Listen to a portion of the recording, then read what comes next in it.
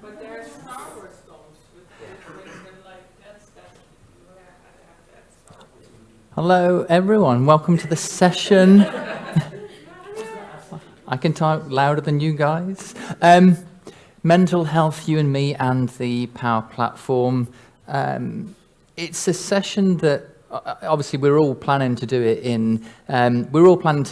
February, and if I'm honest, I probably wasn't ready in February, and if they'd extended it to October, I wouldn't have been ready for it in October as well. So I could just kind of, this is an unusual session for me, and as you'll see in a bit, before I start, I'm going to like to thank the sponsors. You've all hopefully had a nice lunch, and that will be thanks to at least one of the sponsors. So our main sponsor, Microsoft, HSO, Proximo 3, Docs 42, PwC, and Applied Information Sciences. So thank you to our main sponsors, and also thank you to our gold sponsors and the sponsors of the various lunches and things that have gone on.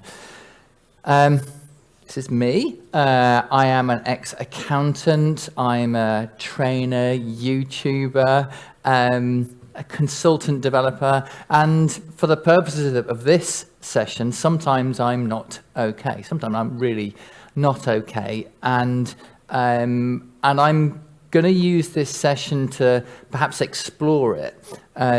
So last night when, I'll do the overview in a minute. Last night, it'll come on to this in a moment, but last night I went into the hotel room and I thought there's something wrong with this presentation. I can't quite work out what it is, and it was only then that I realized that most presentations that we run have answers. They have, oh, you should do this, and this'll work, and oh, look at me, look at how I got over this thing. Well, the bad news is that I'm probably not over it at all, so I'm kind of in the middle of it. So, and I think because of that, I think that meant that the structure of the presentation was, it kept on bouncing around. I'm still okay with it, but I just thought it was quite interesting to work with an unsolved problem as far as this presentation is concerned. So from the point of view of an overview, the way in which I've done this, on most of the slides there's an image on there, and there's also a little quote, and the idea is just a nice sort of an image that's maybe connects us to the words that are on there, and also a little sort of a mindfulness quote, something to give you a little bit to think about. Maybe when you're trying to get yourself back connected with the presentation. So I'm going to do, roughly speaking, I'm going to talk about why talking about mental health is important, a bit about neurodiversity. Now, this wasn't in the presentation until about an hour ago, and actually, I didn't really know what neurodiverse meant, and when I then Googled it, because what else do you do in these situations, I then thought, actually, yeah, well, unfortunately, that's probably me in that case. So great, I've got a label now. I don't know what I'm going to do with that, but you know, but I think that the tracks that have been, I've kind of gone down a bit of an accessibility track, which has been really interesting from the perspective of this event. And so thank you to the Scottish Summit for even having that as part of the content of this conference. I'm going to do a bit about journeys, because I'm on my journey and I want to give you an opportunity maybe to think about you and your journey and where you are with that. I'm going to talk about how the Power Platform can impact on mental health, some mental health resources, so we start to move out of the Power Platform. And as I say, we've got the mindfulness comments and demos along the way. I just think it's a little bit of fun to do the demos. So, do you know what? As soon as I put this slide and put that picture in, you're all trying to solve that thing now, aren't you? Yeah, you're all. Do you know what I should have done with this, though? What I should have done was just put a line that stops you from getting to the end, because if that was my brain, it would have a line somewhere, which meant I couldn't get to the end. So that's why this session was difficult to prepare. I have generalized anxiety disorder. It's a bit of a jackpot kind of mental health condition. It just means that, like most things, stress me out. and it can be really specific. It can be sometimes a bit general. You don't quite know when it's going to come. And it's kind of one of those things that your doctor will say, well, it's not that, it's not this, it's not the other. Well, it's probably this in that case. Like, great. But I kind of think it is a thing. Yeah, like I say, I'm supposed to solve the problem in this presentation, but sorry, the best I can do is talk about it and discuss coping mechanisms along the way. I like this one here, by the way. Breathe in for 4, out for 6. Try it at some point. It's kind of nice. So I wanted to do a little demo kind of early on. Every day I get 2 emails. I get other emails, but I get 2 emails that are sent to me from Flow. Now, the first one is an email where I've got this little, everything's in Dataverse, and I've got this little table which has got loads of people's names and a category associated with it. So what the flow does, it goes into that category and goes, okay, well, it could be my mother-in-law's carers, because she has carers that change every 2 weeks, and I never quite know their names. I'm terrible at remembering names. So I have an email that comes through, and it just picks a category and says, hey, these people are in that category. And so I get those things come through. I won't show you that one because it's just a list of people's names, but I find it quite useful to on a daily basis be reinforced with these people's names. And similarly, there's an email that I get to do with activities. So they're things that I kind of want to remember. And I really like this one. I've just kind of glibly called it future events, but essentially what it does is if I have an event on the day, it appears in the top section, and then any future events after that appear further on down. And what it means is that if I'm, because the nature of the sort of generalized anxiety disorder does also impact on sleep, which affects memory and all that sort of thing. So by reinforcing these things that are important to me using the Power Platform. Oh, that's not even on there. Apologies.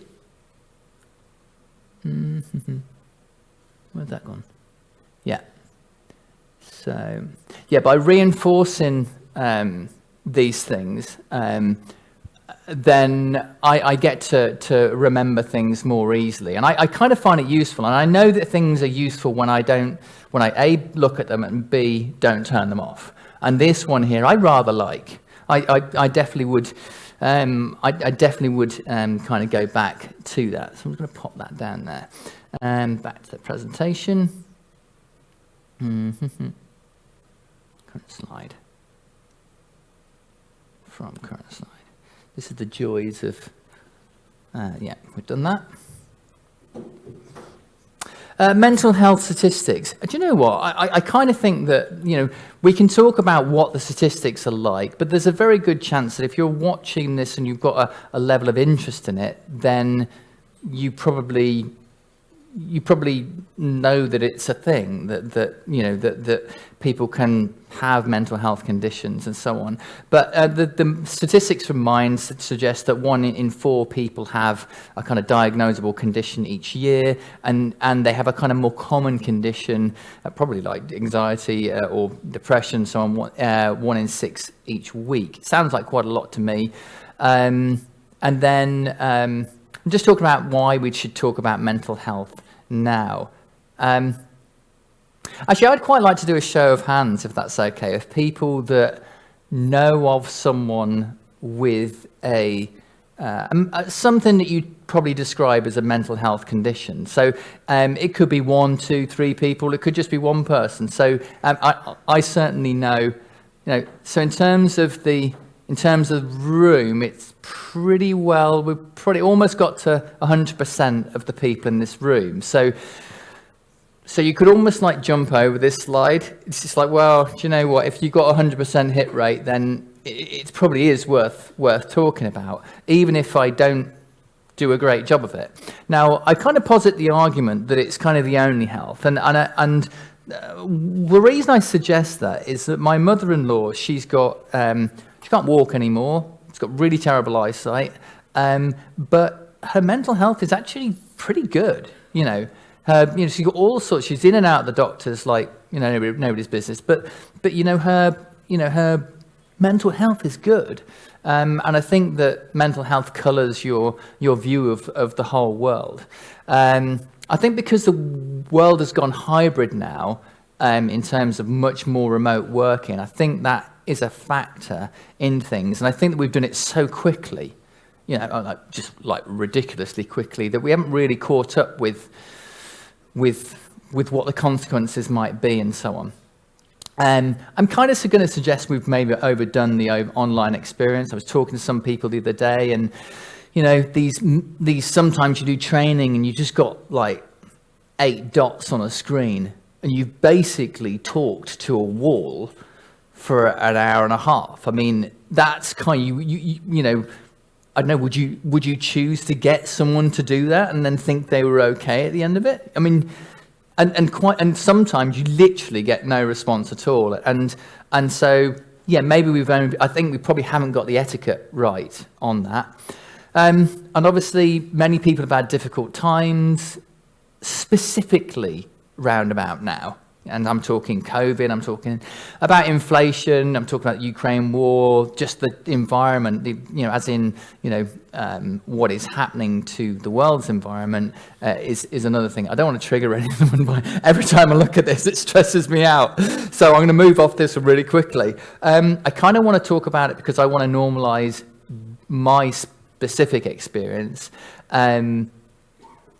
And kind of help others to kind of, I think that, I saw Sarah's session the other day about how she'd had cancer, and it was very powerful, and it's certainly going to stay with me for quite a while, and I'll sort of unpack it as I go through, but certainly what I want to do is to be able to help people, others, and be open with my own issues. I've done it now, so right, you can all get on Twitter and and I specifically want to show you how Power Platform can hurt, and also how it can help. And that's why I've jumped in straight away with the demos. Some anecdotes here, just feeding in with things. I thought it was really interesting that we got some swag from Microsoft recently, and it was like a music device, what do you call it, Bluetooth speaker, and a rug. Well, that's not going to get you to do Azure functions, is it? I mean, so I think there's a little message in there to say that actually they think that we should, where would you go with the rug? Well, you're not going to be in your bedroom, are you really? So you're probably going to go out. And actually, the music thing's really cool. But I just think it's just a little indication of where people are thinking about these things. I think the accessibility and the mental health focus of this specific summit, I think these guys are ahead of the game. If I'm honest, they've always been ahead of the game. RHS Chelsea, they did sanctuary gardens. They also did these, I'm not sure what they call them, these gardens in these boxes. They were really small, but you could imagine that being your, a study area and so on. But they specifically had lots of those, and it just made me think, what they're trying to do is point towards people. I thought that's said something to me about that. I think the impact on our children. My daughter is doing her A levels. Most of her peers have literally never sat an exam before. That's kind of weird, isn't it? So they've got this. Doing their A levels, I've never even sat an exam before. It's just kind of, it's tough. William and Kate did something where they went on all the radio stations and talked about mental health. It was literally a minute where they interrupted all the radio stations. It was quite interesting. And I think that also this shift back, there is a slight shift back to office working where we've recognized that being at home the whole time is kind of tough. And also people changing their careers in this time because they probably worked out that they weren't happy with what they were doing in the first place. So working remotely, just a few things around working remotely, really. If we don't manage things, we may not go out. We may not see other people. We may be isolated. And I kind of mean that by you may not even be chatting with someone in your organization. We may struggle through these technical points. That's probably something that's, and you're just there and you're struggling away and it's just not working, is it? You know, and you can have much more misinterpreted communications when all you're doing is digital communications, emails. You know, next minute you email, then you've got a Teams thread going on and so on, and you know the lines of communication can be poor. You can have people maybe on Teams chats, but they don't share their face. You don't quite know what's going on. The multiple communication stream, and you may just be doing too much work. And you know, finally, that kind of may mean that we're less mindful. The reason I've got this little section here is I then kind of go on and talk about my journey, but I want to first of all just say, well, it's not really about my journey. It's just about sort of this idea of superimposing your own journey onto something and then thinking about your journey in the context of mine, I guess. So why journeys matter? We're all on one, so it's nice to think that you might be in like a film that's kind of got a nice, you have the challenge bit, and then you have, and then you beat the monster or whatever, and then you get to the end, and it's all nice, and it's all nicely, packaged. But of course, we're just within a journey. We're only ever within a journey, and you do have ups and downs. We know about that, and I think that now, there are times when you have control. But there are times when you don't have control, and it's important to recognise that the times when you do have control, and when you don't. It sounds really obvious, but if you're making a fundamental decision about your life, then it does matter that you. And actually, maybe there are times when you've got more control than you think, that the thing that you say you can't do, actually you do have control. And we'll see that hopefully later on. In fact, if I forget it. So in my case, actually, no, we'll come on to that later. So, and the other thing about journeys is that we can continually reinvent ourselves. And that's, and a lot of people that have come into the Power Platform aren't developers. They and to my mind, I think a developer is someone who's gone through a more formal education as a developer. Or maybe they started relatively early in their career, and that's kind of all they've done. But I kind of feel as if a developer is not someone maybe who used to be a teacher and did like really great Excel spreadsheets or something. So decisions we make, the decision we make shape our life and our mental health. And that is the fundamental thing about these decisions that we make. If I don't come on to it later, the thing I do want to make sure comes out of this presentation is that when you make a decision and you then introduce the idea of how will it affect my mental health, sometimes that decision can be an easier decision to make because you go, oh, well, that'll definitely make it worse. And you go, well, don't do it then. Don't have to do it. So this is my Power Platform journey. 2016, after many years of accountancy, I decided to stop. I decided to not make that extra Excel spreadsheet and send it out like I did the month before, and the month before that, and the month before that. And my children's children were going to take on the role of being the owner of the spreadsheet that ran the business. So I ended accountancy, but actually, weirdly enough, I was doing Power Query within Excel, and that kind of leads you into Power BI quite nicely, actually. And so I then, I was the only person in Buckinghamshire who had Power BI on their CV at that point in time. So I ended up joining Biffa, and whilst I was there, I made this. So go over time here. I made this Power BI report, which was the puppy finder, because we were buying a puppy at the time, and this is serious, and And so I had a map of the UK with all these puppies, and you could have Labradors and all this different things, and it had colours depending on how old the dog was, because you get the data source told you when they were born, but actually you pick up the dog 8 weeks later and so on. So, but it was actually only one of 2 Power BI reports on the Biffa tenant at the time, and I kind of thought, well, that's Puppy Finder. I didn't think was what they should have on their thing. So what I did was I made my own my own Microsoft tenant, because what's a tenant? I don't know. It's a drink, isn't it? So I made a Microsoft tenant, and then other things started to light up, like Power Apps, and then you had this thing called SharePoint, and there was a button. You just hit the button, and it made a Power App anyway. Anyway, I don't want to dwell too much on this. So I decided that I wanted to go to do consultancy, because I kind of felt that the way in which I was employed in Biffa was one where I was paid as an employee but treated like a contractor. So I kind of thought, well, this isn't. What's the point of that? You might as well just be a contractor. And I kind of thought that there was. It seemed like a good idea at the time.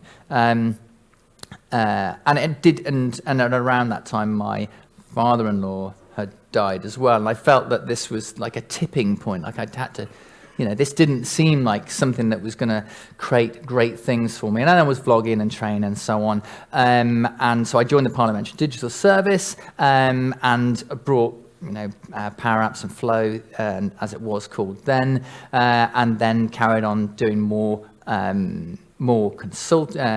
contracting. Started off Power Platform Learn.academy and the Power Apps for Kids group, and then more recently in 2021 I joined a Microsoft partner, and as of Monday I will be joining CPS, and along that journey of I think most recently the move to CPS has probably been the one that I've thought about the most deeply in terms of mental health and so on, and how that would work for me. But I think maybe that's really to my point about saying, like, if you make decisions and you put mental health first, you're more likely to get a result that gives you better mental health. It won't always work, and I don't know what it's going to do. And that's where I put the question mark. Like, all I know is we're on a journey. Yeah. Well, I'll have some nice shoes next time I see Rory more. So, observations from my journey. Learning to say no as well. I've actually got a slide about learning to say no and yes, and this is really, really important. If you take anything else away from this presentation, it's about saying no, about how saying no is sometimes an important thing to do. Put off learning until you're ready. There's just so much stuff to learn that if you wanted to get to the end of it, you just wouldn't get to the end of it, because as you learn something, you'll learn there's some other thing that you don't know, and so on. And in terms of generalized anxiety disorder, it's a very uncomfortable place to be. So I have to kind of time my run in terms of learning. I try and bucket it in a particular way where maybe I build a whole thing that then works. Maybe use AI Builder to then bring in the photos and then do the analysis and then move on. And then you just leave it. It's a proper solution. It kind of works, and then you move on. So putting off learning until you're ready is really, really important. Don't learn everything. And I think we're now at the point with the Power Platform, we probably have been there for a little bit now, where you can't know everything. So are you a Power Platform solution architect? Well, yes, there are, but there probably aren't people that are genuinely expert in Power BI, Power Apps. And bear in mind, Power Apps is actually model-driven apps. It's Canvas apps. It was, until quite recently, portals as well. Being you just can't know everything. So I think that's one for the future. The community, they are like properly amazing. They are literally the most amazing thing. And so, look, you guys already know this because you're here. So, but hopefully a few people looking on YouTube and so on, maybe they, that's, you really shouldn't be just working in your own little box. Oh wow, I'm gonna have to race now. Not too bad. Record your learning experience. That is so important. And later on, I'll show you my little NAF app that I made to record everything I learn. And sometimes it is the thing I learn is really trivial. It is really small, and there are some quite neat ways in which I use it that record your learning experience is really important. It is frankly a glorified Excel spreadsheet, but it's not an Excel spreadsheet. Don't leave the room and ring them up. Play the long game. You don't have to. This is part of that don't learn everything, but just take your time. And it is okay to not be okay. And also finally ask for help, which is a little bit like use the community. And finally, there are only a few true experts in the field. There are experts specifically in Power BI that only know about Power BI, for example. And so if you position yourself to be as good as the best person you've seen, then you're going to fail. Not only that is that whenever you watch something they've done, you don't know that they spent 4 weeks on that. You're just thinking, oh, crumbs, I'll never be able to do that. So, so these just ways of sort of saying, hey, you're not as bad as you first thought. And if you're not 100% today, you're not alone. So, Power Platform making us less well. This is the slide that Microsoft doesn't want me to show. Okay, why would it make us feel less well? Because it's massive. It's really big. And they're doing a great job with it, by the way. It's just, victims of their own success and so on. It is new. So maybe that's a good thing. You don't have any junk from 2001 to worry about. But you do have a lot of change. And so if you do find a video from 2018, well, chances are it won't look like that anymore. It does keep changing. So Power BI, you get your monthly updates. Like most recently, they brought in this thing called field parameters, which is totally game changing. It's probably one that shouldn't be called field parameters because it just doesn't sound anything like what it is. But it's a total game changer. But unlike when I first started with Power BI, you didn't have the ability to have buttons. You couldn't navigate between one screen and another screen. Now, I don't know, anyone normal would want to be able to do that. But it's just a reflection of where the product was at that time. The products are loosely coupled, which means that this particularly in terms of Power BI, it doesn't just necessarily neatly mesh. But that's part of the power of the platform. So it's not like you bought an actual product where it's version 1.1 and then in a year's time you get 1.2, and it's these products are just changing all the time. And so you can mix and match how you use them. So for example, the emails, it's just a flow and a data-first table. But, whereas and it's a model-driven app. But with my training notes, it's a Power App and a data-verse table. But there's no flow element to it. There could be, but Power Platform can be hard. Sorry. Sometimes it's just really hard. Doing running totals in Power BI or something like that, and you're thinking, oh, crumbs. It's that blooming calculate formula again, isn't it? Some things don't work or are discontinued because they're just rubbish, So content packs in Power BI, for example, they were just really strange. Or they had rules in Power Apps. There were these slightly bizarre things. I don't even know if you could change them after you put them in. They were really weird. and they now sit in the discontinued area. For the most part, the things do work, and I can't think of many changes that they have made that haven't made things better. But sometimes, they're on a journey too. Sometimes what seems simple is complex. So that daily email that I send to myself, okay, it uses Dataverse, but then I create a tiny model-driven app and with views, and with the view I then went to fetch XML because I picked that up and I put that into the code to write to pull in the correct records and so on. But actually, 2 months ago, I didn't know what fetch XML was. I didn't know it was even a thing. And I didn't know that you had to go within the model-driven app to Advanced Editor to get the thing. But actually, since 2 weeks ago, you can actually do that from within the view. There's a little download thing now.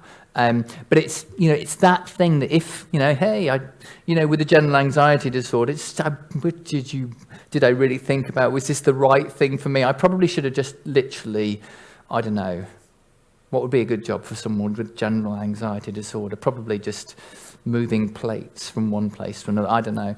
Pillow tester. Pillow tester. It's cognitively demanding, really demanding. So if you think about a Canvas app, I'm going to go over. If you think about a Canvas app, then you've got data, you've got a user experience. You're going to have to think about how someone is going to get one from one place to another. You can think about, I don't know, high contrast, all those different things. That's loads of skills in one little. And you're supposed to and you're an expert, and you're supposed to know about Power BI as well. So it's cognitively demanding. And most trainers aren't trainers. Sorry, they're just people that like to geek out about it. And some are better than others, and some are just, some are wanting to impress you with their knowledge, and and others just like awesomeness. And training materials are often unstructured. So, oh wow, I got 2 slides on this. So the writing got smaller and smaller. Licensing is, I'm not going to do licensing, okay? Outsiders assume they know how it works. Oh, well, that app that you demoed just then took 3 minutes. So, well, that'll probably take you about an hour to do this job then. Decisions makers may be stuck in the past on their Excel spreadsheets. But that's the fact of the matter is that's where they've come from. So moving them on can be a challenge. Citizen developer, pro developer, that conversation, not all of the Power Platform stuff is pro dev. It's getting much, much better. So I'm going to have to dash through this now. We may not know all the possibilities. Best practice may not be available. There are some great people out there like Matt Devaney establishing what he thinks best practice is good. And if you look at his posts, they're really amazing, really well thought out, and he always seems to pick the right subject. And Microsoft are on a journey. That's why they keep changing the various products, and we are getting there. I genuinely think it's better. Anxiety. I'm only going to do 1 slide on this. It's indiscriminate. It just goes, hey, I'm back. Look at that thing over there. Let's stress about that today. It's very powerful. It can misfire. It can just stress about why am I shaking? Oh, I'm stressing about something. I don't even know what happened then. It wasn't made for a digital world. You shouldn't really have a fight or flight reaction to a custom connector or something,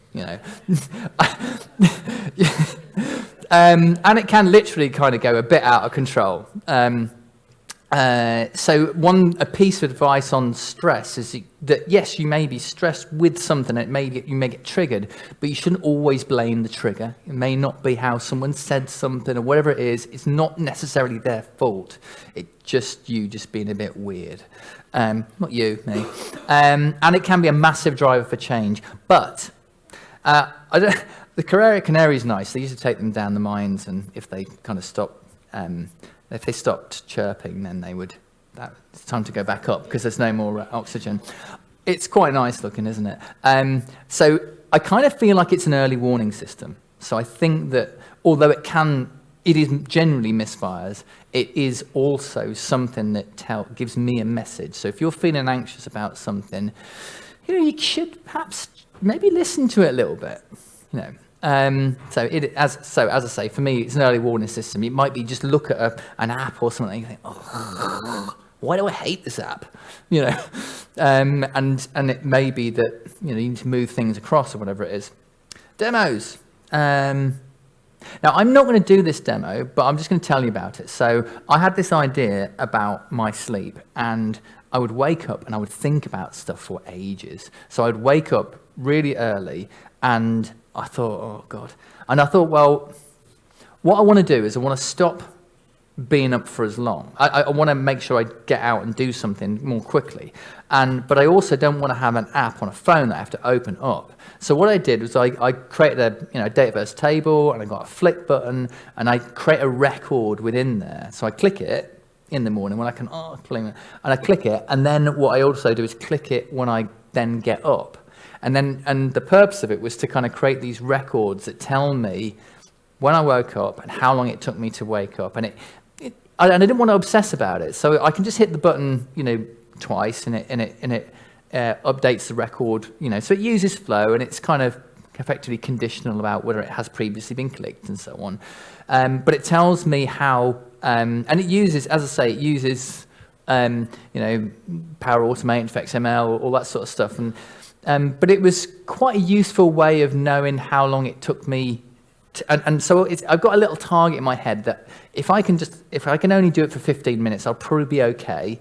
But much longer than that, then it's not great. By the way, I've been up at 200 minutes before, but I'm not going to demo that.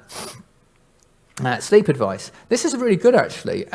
So basically, 10 hours before bed, don't drink any more caffeine. 3 hours before bed, don't have a main meal anything more than 3 hours before you get to bed. 2 hours before bed, stop work. 1 hour before bed, I don't know what that was. 1 hour before bed, you should be reducing your screen time or not having screen time, and that's it. It's the 10-3-2-1 rule. So that's a bit of sleep advice there. That's because my battery's low. This could be a short presentation.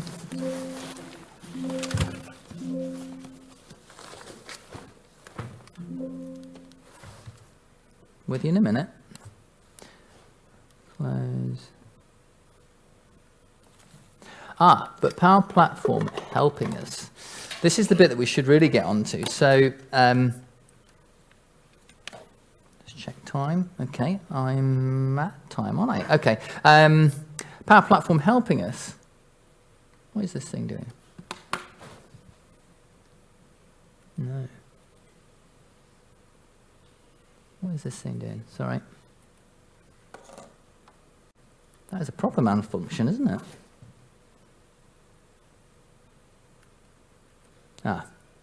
It's flexible. I think that's a good start. It's scalable, like properly scalable. You can have millions of transactions, for example. There's a rich connector framework. It has proper languages like M and DAX and PowerFX, so really useful languages, and comes with its own database, which just means that your ability to be successful and package your solutions is really good.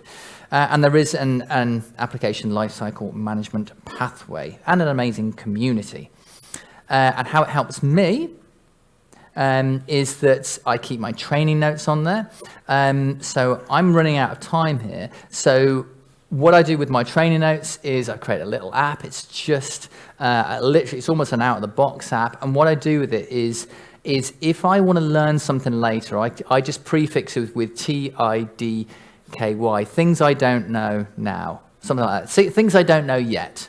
And then when I'm ready to learn, I just filter it to the TIDKY, and then I go, okay, well, I'm gonna pick you off, and you off, and you off.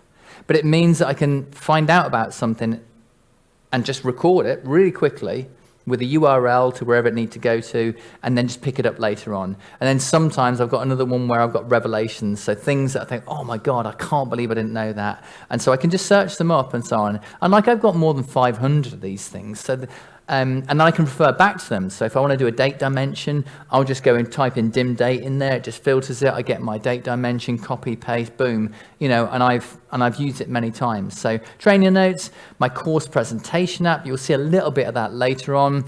I've got a Power BI report, which I just think that creating Power BI reports, you should do it with something interesting, not something boring. And the football results is kind of cool. I keep my passwords in a little app because it's nice and easy to do. You've seen the makeup monitor, and there's the events reminder, which we've seen already. Demos. I'm not going to show you the training notes. This is really important. So learning to say yes and no. So it is about personal comfort levels. So and it is also about boundary setting. The one thing I want to do is, in the context of I've had a period of time off between my last role and the current one, I had an opportunity to do maybe about 3 or 4 weeks of work, and it would have been paid work. I'd have got plenty of money and all that sort of thing. And I actually said no. I said, I know what's going to happen here. I know that I'm going to deeply regret this. And I thought, what? And this was my time when I thought, I am choosing mental health. I'm just going to choose mental health. And when I kind of overlaid it with, will it help your mental health? I thought, no, it won't help my mental health. It'll just be rubbish. So I just said no to it. I'll just dash across there.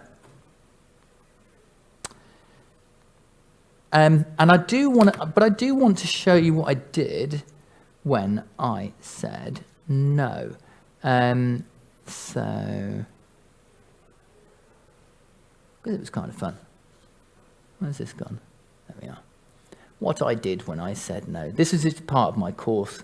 So I took my mother-in-law to Clifton House. Went to the Chelsea Flower Show. That was the public's most popular gardener.